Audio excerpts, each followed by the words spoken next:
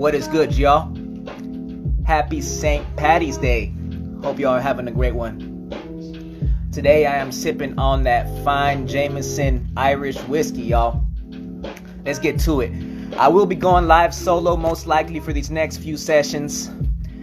I have some special guests joining us next week, but today I just wanted to share some valuable insights, and I'll make this one real quick, man. Again, I am always open for questions about anything. I will answer them, and I will go more in depth during live streams every Wednesday and Friday. Join me this Friday for Faded Friday, and make sure you guys subscribe to my YouTube channel, Ray Castro, MC Infinite. What's good, Angel? What's good, buddy? Yo, also, I started building my website, yo. It's long overdue. Yo, you can actually purchase my latest album, Never Heard of Us. It has a bunch of dope-ass features on there.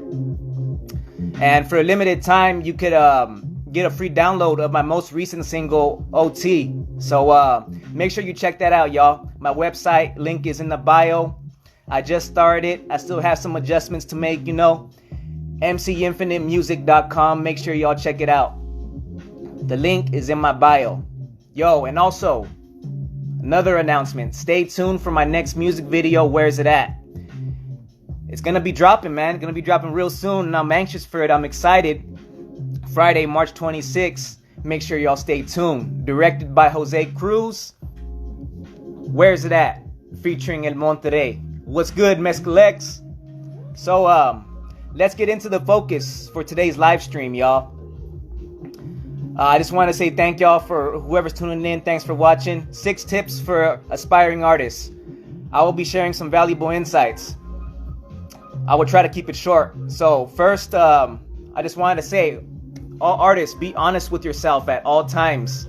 Number one, what you want to do is ask yourself, are you doing music for a hobby, or do you take it more serious than that? It's something that you got to be serious with yourself with, be honest with yourself with, When you're writing a song, when you're writing any song, I think you should step back and ask yourself, am I writing this for myself, for my friends, or is it meant for a broader audience? You know what I mean? And do you aim to receive some sort of incentive or return from it? So that's something that I think a lot of artists need to ask themselves before they even start recording the song, man.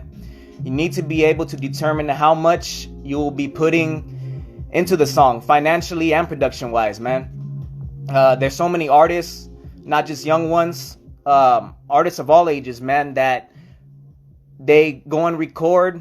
They come in, they tell me they want to record, and then they tell me they don't need production, and that's cool. And then they record off a free beat off YouTube. Now, there's nothing wrong with that, but the question you need to ask is, are you just doing this for fun, or are you going to take it, serious? Are you going to take it to another level? Are you in it to make a hit, or are you just doing it for fun? Because if you're doing it for fun, that's cool. But just understand you will not blow up by downloading free beats and writing bars to them. That's just the truth, man. It's just the honest truth. An artist who takes it serious is someone who can contact the original producer of the song or of the beat, and they could get the exclusive rights, and they could get the stems to use as they please. They'll most likely have an ideal audience in mind before even recording the song. That's an artist who takes their craft, who takes their music seriously. They want to see a revenue from it. They want to see a return from it. So the bottom line, the way I look at it is, you could be making the song for yourself. You could be making it to entertain your homies or a small group, or you could be aiming for a song that would be reached worldwide. Now, let's see, we got a comment here. What's up, Joanna? Thanks for tuning in. Do it with the passion or nothing at all. I love it. I've did countless songs. I've did countless songs for myself. I've tried many different styles of music. I've recorded rap songs just for my homies to bump in the hood. And there ain't nothing wrong with that. But if you're just trying to drop some bars and you're throwing away 100 or more on studio sessions and recording time, you better find a new engineer, or you better learn to do it yourself. Take it from me. I learned a lot of things the hard way, man. That's for sure. I had countless producers hype me up at the ages at the age of 15, 16, I spent a lot of time trying to impress a small audience, and it really got me nowhere, you know? Really just, you know, just hood famous and, you know, not really anywhere, no return from it. So that's my first tip. Determine what type of audience you're going for. And also my next tip, man, let's get through it, man. I don't want to ramble too much. Number 2, get out of your box and stop overthinking. Now, me myself, I'm an overthinker. I always have been. You know, I've sat on a lot of my songs. You know, I've recorded songs and let them sit there because I don't think they're ready. But then it goes from years, you know, and then decades sometimes. I still have songs from like 10 years ago that I haven't released, you know. I still overthink, and I still overthink, and I sit on a lot of my music. But we can't be one track minded, you know. We got to be flexible, and we got to be honest with ourselves as artists. You know, like, yeah, you could spit some hot 16s, you could spit some dope ass verses, but what's up with your hook? Is it catchy? Is your song written to be relatable, or is it just pertain to you? Another example, as a rapper or artist, sometimes we have a favorite artist that we listen to and that inspires us. And you need to ask yourself sometimes, are you trying to sound exactly like them? Because I know some artists have a voice in their head, but that's just not your voice, man. And, you know, that's fine if you're going for a popular artist style or sound, but I've seen too many artists give up on a song because they don't sound like a certain artist, or they want the engineer to make them sound a certain way. And honestly, that really destroys your true nature as an artist. You know, you can shoot for a certain sound, but what makes you unique is not how much you sound like a certain artist, but how different you are and how much you stand out from the rest of the crowd. So please, man, please, to all artists, if you've had a track that you've been sitting on for a long time, don't overthink it, man. Put that shit out. Now, I kind of need to run through these last tips to save time, so I won't go too deep. I will just highlight the next 4 tips. Number 3, stop focusing on quantity and aim for quality. Too many rappers and artists, man, you got followers and then you want more. Are you engaging with your audience, with your followers? And are you getting engagement back from the ones you already have?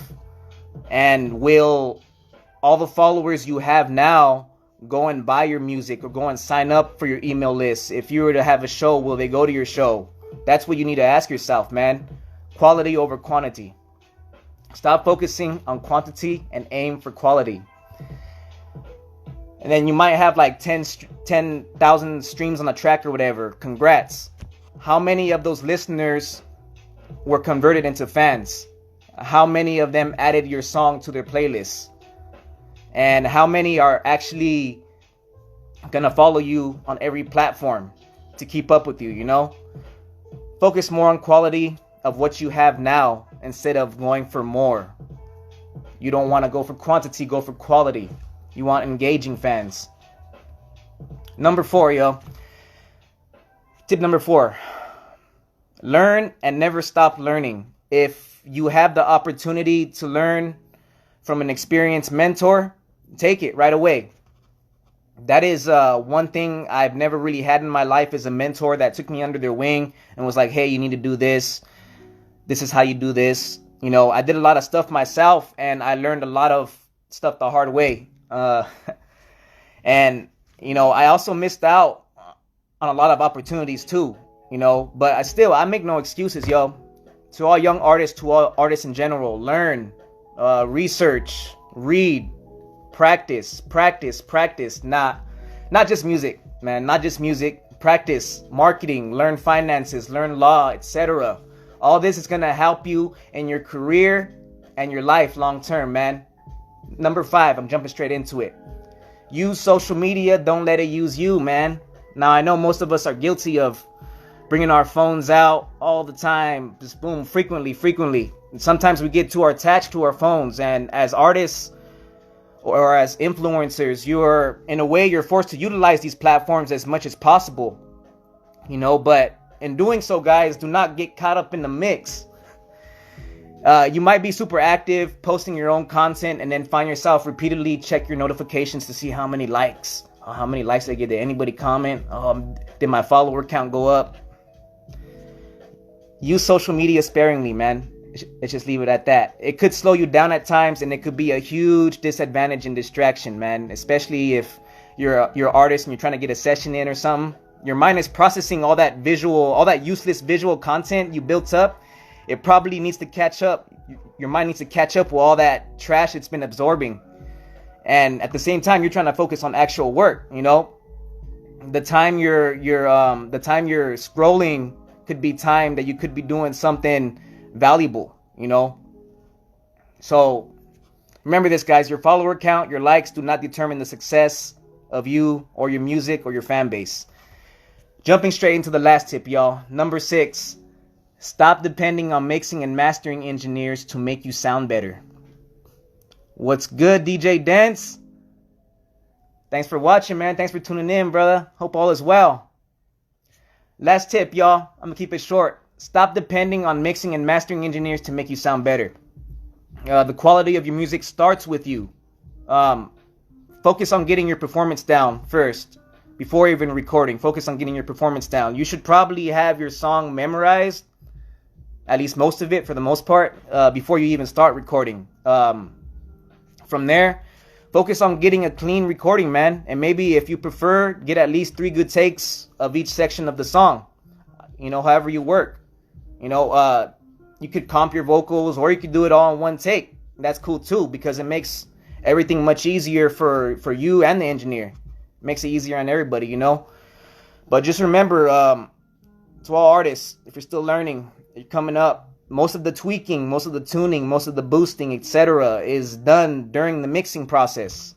Most of the time, you should be letting your engineer know what you want done, or of any special requests during the recording process too, so that when the mixing comes, they already know what's up, you know. If your engineer is proficient, honestly, man, he should be able to make your mix sound decent without the use of any plugins. You know, I've seen some dope ass engineers do some crazy stuff, man, just with getting a solid recording and just mixing it just with faders. I've seen some good stuff, you know. And also guys, if you prefer your mix to be mastered elsewhere or by another engineer, always make sure your engineer prints that mix at -4 decibels at least -4 dB. Because you want that headroom for your mastering engineer. So just know what to expect, guys. A mastering engineer is probably not going to be able to put your vocal on key, guys. You know, he's working with one mixed track. He can't adjust one single element. Something mastering engineers are like doing magic behind the scenes, you know. A mastering engineer is only meant to clean up and polish your mix while maintaining the sonic quality of your track on all outputs, you know.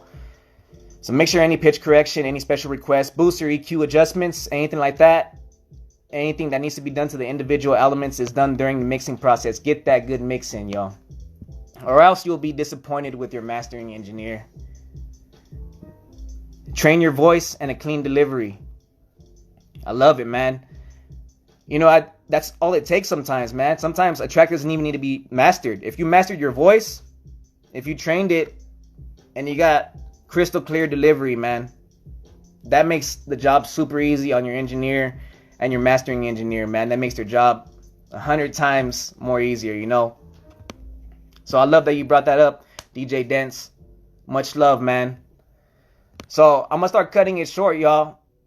Again, guys, as I was saying, mixing and mastering engineers can only do so much, you know.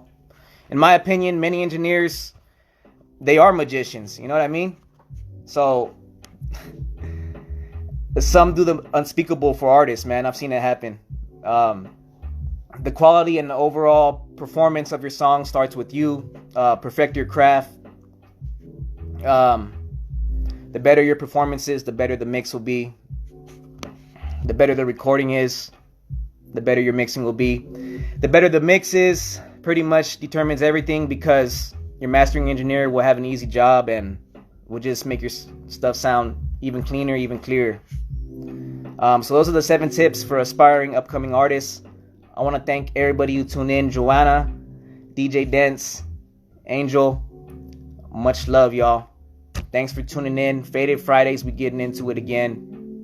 Make sure you subscribe to my YouTube channel. Check out my website, mcinfinitemusic.com. Barely started. Still working on it. Make sure y'all check it out. Much love, y'all. Have a great week. Stay blessed.